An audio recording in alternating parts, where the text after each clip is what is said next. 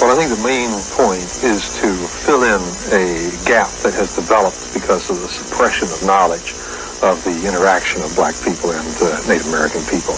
In other words, it's to tell the story to the fullest extent possible of the interrelations between these two ethnic groups with both extremely rich heritages of culture and history. Where were the Native American population during the time that you studied?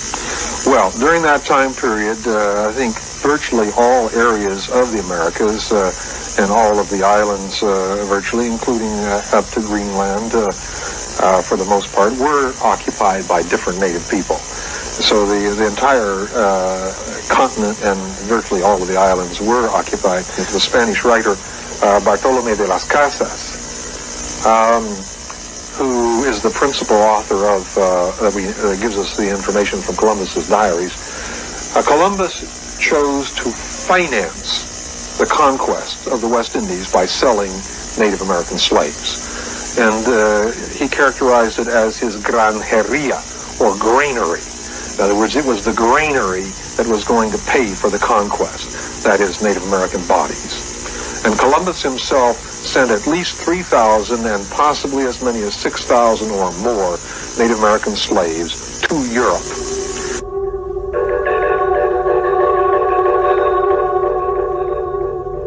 This begins as early as 1493. On his return voyage, he takes about 24 Native Americans to Portugal and Spain. In the subsequent voyages, many, many more are sent, men and women. Now, he intends to sell them by the thousands, not only in Spain, but he mentions the Azores, the Canary Islands, the Cape Verde Islands off, the west coast of Africa.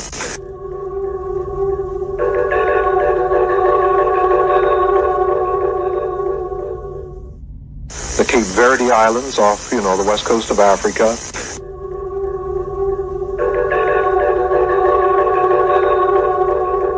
The Cape Verde Islands off, the west coast of Africa.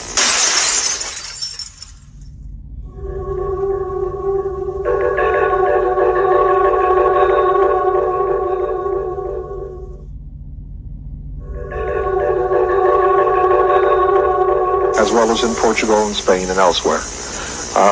So even before there are any appreciable number of African slaves being sent to the Americas, there are Native American slaves being sent to Europe, principally probably ending up in Lisbon and Seville or Sevilla in southern Spain.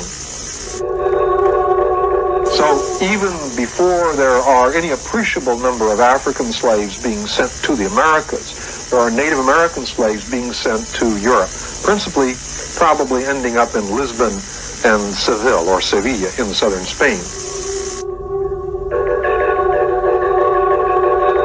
So even before there are any appreciable number of African slaves being sent to the Americas, there are Native American slaves being sent to Europe, principally probably ending up in Lisbon and Seville or Sevilla in southern Spain.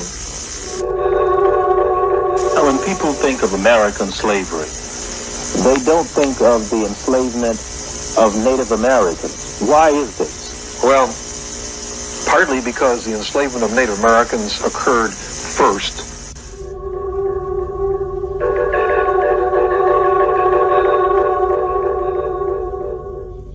The enslavement of Native Americans occurred first.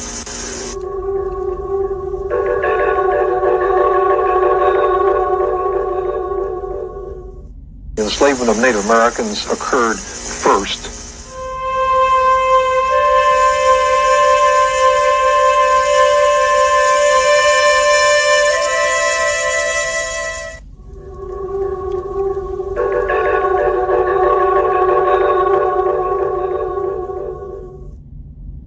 And say that again, please. Say that again. The enslavement of Native Americans really began before the enslavement of Africans.